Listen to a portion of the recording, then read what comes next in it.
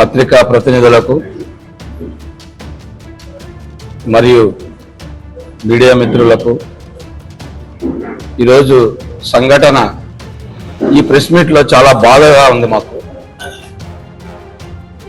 Congress party ఆస్తులను కబ్జా చేస్తారా, ఎటువంటి ఫ్రీ ప్లాన్ చేస్తూ పార్టీ మారాలనే ఉద్దేశంతోనే దీన్ని ఒక విధంగా తీసుకోపోవాలనే ఉద్దేశంతోనే ఇది చేసిన నిర్ణయం. రాష్ట్ర అధ్యక్షులకు తెలియకుండా ఏఐసిసి వాళ్ళ సూచన ఇవ్వకోకుండా సొంత నిర్ణయాలు తీసుకోవడం ఇది భావ్యం కాదు. గతంలో మేము డిసిసిగా ఉన్నప్పుడు బ్యాంకు వాళ్ళు చాలాసార్లు అడిగారు మమ్మల్ని, సార్ ఇది ఏమన్నా చేస్తే ఇంతకుముందు ఏ విధంగా చేశారు, పాన్ కార్డు అన్నారు. పాన్ కార్డు ఎవరైతే డిసిసి వస్తారో అప్పుడు ఆ రోజు అప్డేట్ వాళ్ళు తీసుకొని చేయండి అంటే అదే ఆనవాయితీగా వస్తుంది. కానీ బ్యాంకుకు పోయి లోన్ అడగడం, దీన్ని ఏ విధంగా ఒక 4 రూములు కట్టుకోవడానికి ప్లాన్ వేయడం, ఓకే యాక్సెప్ట్, మంచిదే చేస్తే. కానీ ఈ రిజిస్ట్రేషన్ చేసుకోవడం ఏంటి? హైదరాబాద్లో గాంధీ భవన్ ఉంది, దాన్ని రేవంత్ రెడ్డి చేసుకోలేడా? ఆ రోజు రాజశేఖర రెడ్డి చేసుకోలేడా? ఇదే మరి కర్నూలు ఆఫీసుని కోట్ల సూర్యప్రకాష్ రెడ్డి సెంట్రల్ మినిస్టర్ వాళ్ళు చేసుకోలేరా?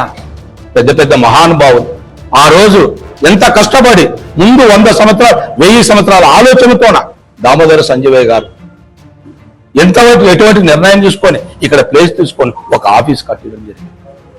ఆ రోజు వాళ్ళ కష్టార్జితమే ఈ రోజు కాంగ్రెస్ పార్టీకి ఒక వెలుగు ఒక రకంగా ఉంది. అటువంటి దాన్ని మీ స్వార్థంతో, మీ స్వార్థ అర్జనలతో, స్వార్థ బుద్ధితో సొసైటీ ఎలా చేస్తారండి? ఎవరిచ్చారు మీకు అధికారం? నేను ఈరోజు ప్రశ్నిస్తున్నాం, మీకు అధికారం ఎవరిచ్చారు? అంటే మీరు మిమ్మల్ని డిసిసి అధ్యక్షులుగా చేయడం తప్ప, చేస్తే ఈ పని చేస్తారా? అంటే ఆఫీసుని తీసుకోవాలనుకుంటున్నారా మీరు? కాంగ్రెస్ పార్టీ ప్రాపర్టీ భారతదేశంలో ఎక్కడ లేని విధంగా కాంగ్రెస్ పార్టీకి ఉన్న ఆఫీసు ఎక్కడైనా ఒక్కటనే చేశారా ఈ విధంగా? ఒక్కటి కూడా లేదు. రాష్ట్రంలో కానీ దేశంలో కానీ ఎక్కడే జరగలేదు. ఈ స్వార్థ బుద్ధి ఎందుకండి? కాంగ్రెస్ పార్టీ ఒక ఎమ్మెల్యేగా చేశారు, అది గుర్తుకు రాలేదా? కాంగ్రెస్ పార్టీ ఇప్పుడు పెన్షన్ వింటున్నావే, అది గుర్తుకు రాలేదా? కాంగ్రెస్ ఇప్పుడు 4 మెతుకులు తింటున్నావే, అది గుర్తుకు రాలేదా? ఎటో వచ్చింది ఈ చెడు బుద్ధి, ఈ చెడు ఆలోచన ఎటో వచ్చింది?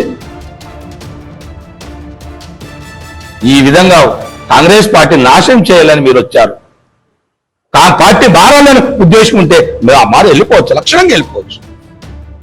ఆ రోజు మేము కష్టపడి నీతి నిజాయితీగా పనిచేస్తే వెరీ గుడ్, షర్మిలమ్మ గారు మురళి ఎక్స్ఎమ్మెల్యే బాగా పనిచేస్తాడు అని తెచ్చిన నమ్మకంతోనే మిమ్మల్ని తెచ్చింది.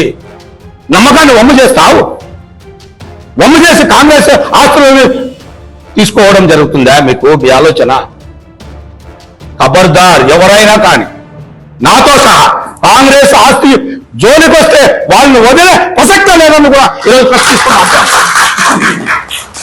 అటువంటి ఆలోచన వచ్చినా కూడా మేము వదిలేదే లేదంటున్నాం మేము. కాబట్టి ఇందాక చెప్పినటువంటి నంద్యాల అధ్యక్షులు కానీ సిటీ అధ్యక్షులు కానీ చెప్పినటువంటి దానిపైన మేము ఖచ్చితంగా చర్య తీసుకోండి. తక్షణమే లేనిచో మేము ఖచ్చితంగా కోర్టులో కేసు పెడతాం, పోలీస్ స్టేషన్తో కేసు పెడతాం. అయ్యా బాబు మురళి గారు, మీకు ఎటువంటి ఆలోచన ఈ బుద్ధి వచ్చింది నాకు అర్థం కావట్లేదు. దళితుల యొక్క మర్యాద తీస్తున్నావే,